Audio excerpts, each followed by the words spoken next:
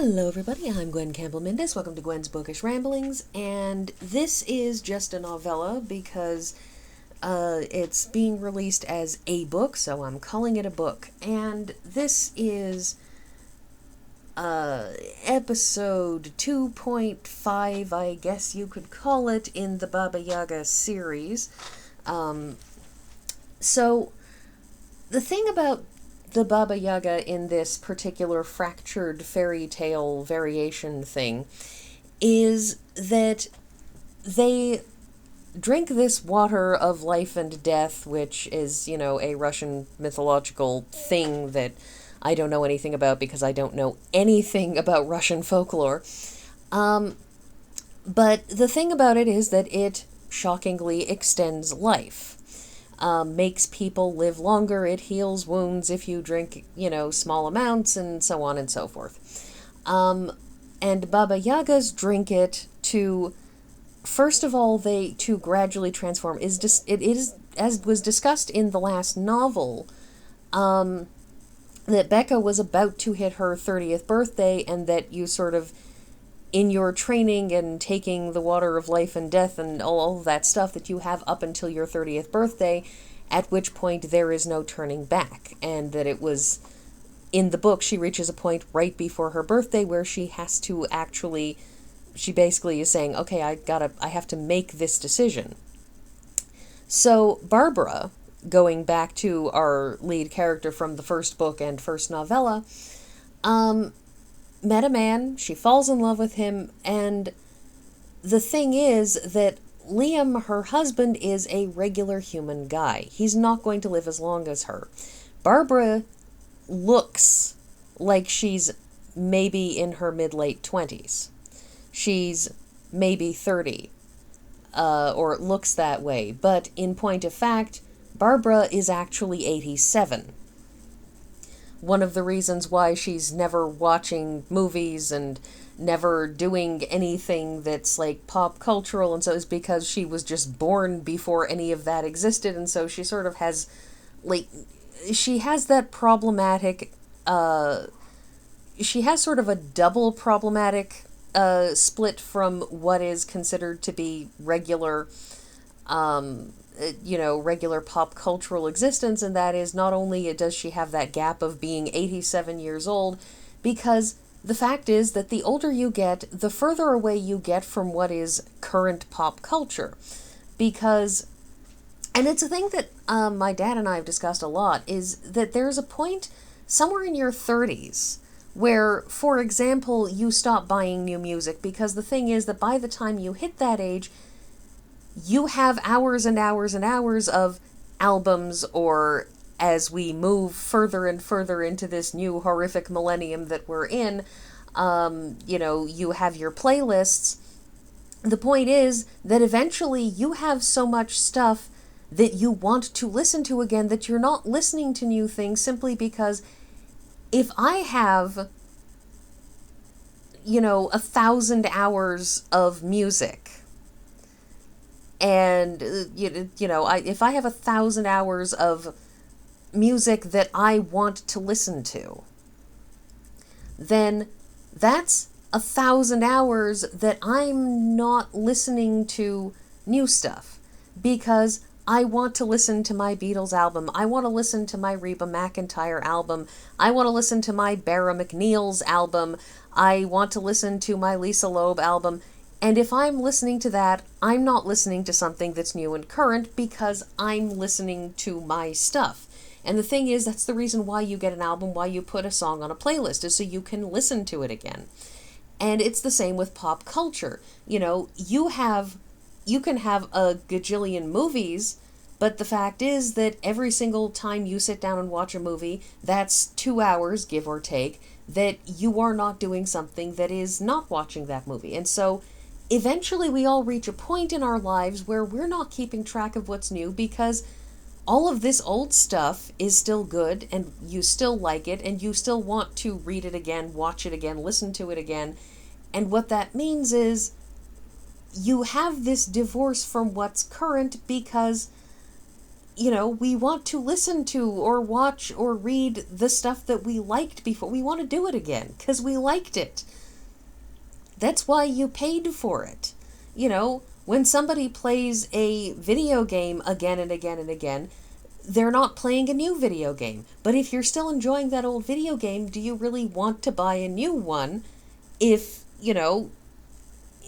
if you are still enjoying the original Tomb Raider game from PS2, well, you're still enjoying that game and you're still getting all of those hours of fun out of it.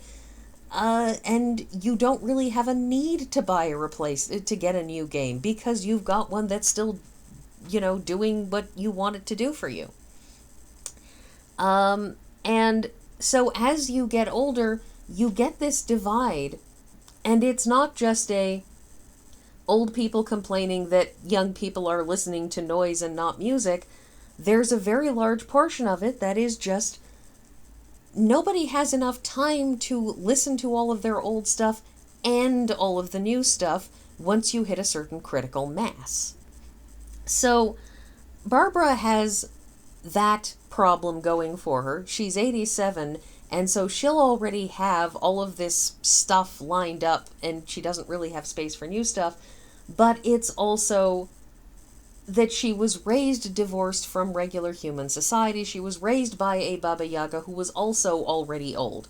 Her mentor was like a couple centuries old or something. So if your mentor in the year like 1930 something, 1940 something, when your mentor picks you up in the 1930s or 40s, if she remembers growing up back in the 1750s, she's going to be even more divorced from what's going on in current affairs. You could, it has to do with the cultural milieu that you grew up in, that, it has a very significant impact. And so Barbara has that gap.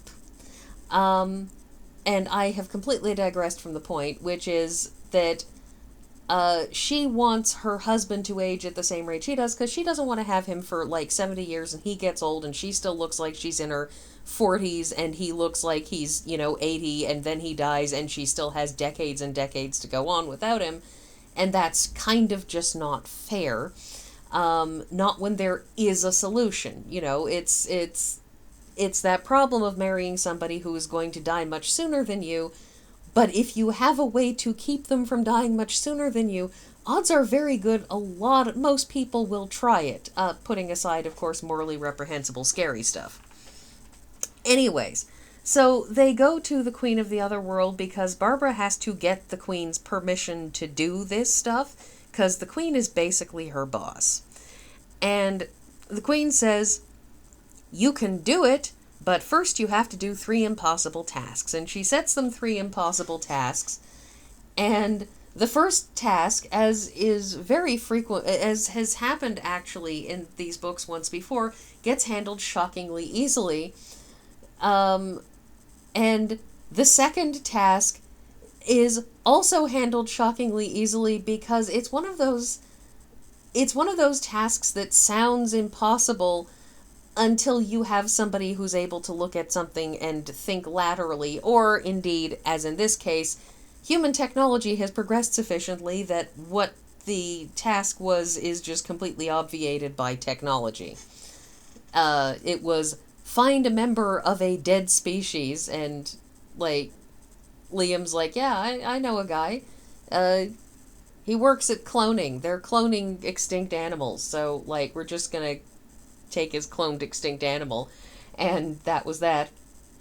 The last one, though, is a delight, because the last challenge is finding somebody who is so pure of heart and honest that they have never told a lie.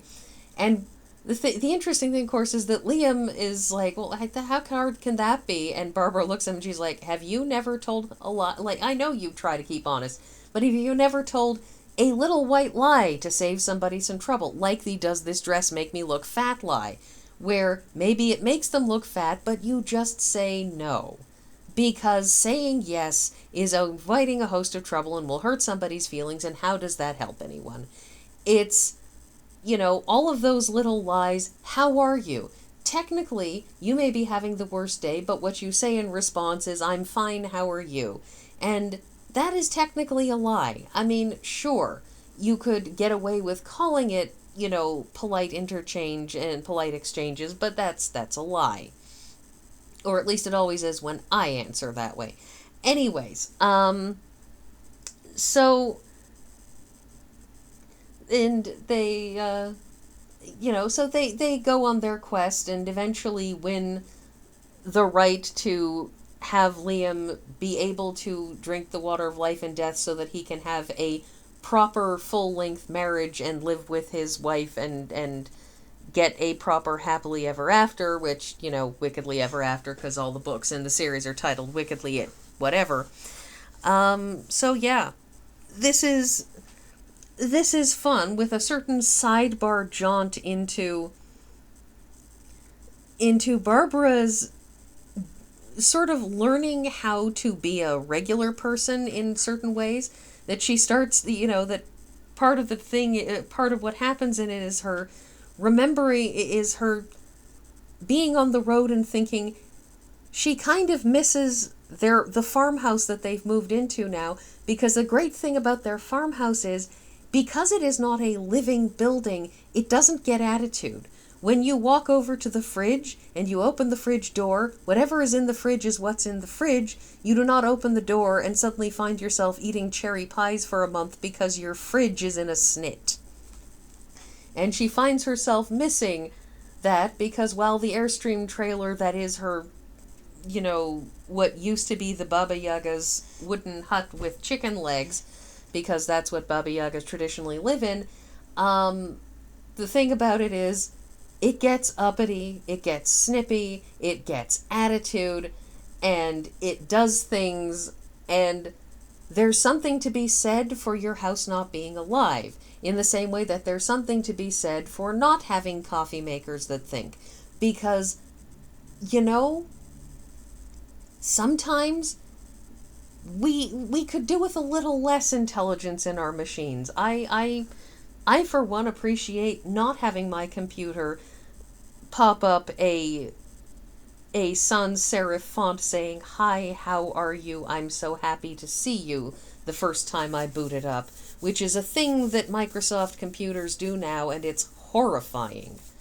Because one of these days, it's going to say, "I can't do that, Dave," at me, and I will scream and throw it out a window.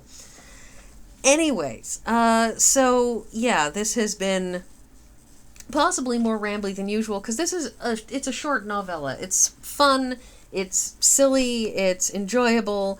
I like this series, it's a good time, but there's not actually a lot there, so I've talked about a lot of other stuff. Anyways, that is, I think, everything that I'm going to be saying, so I'm done, and I will see you all next week.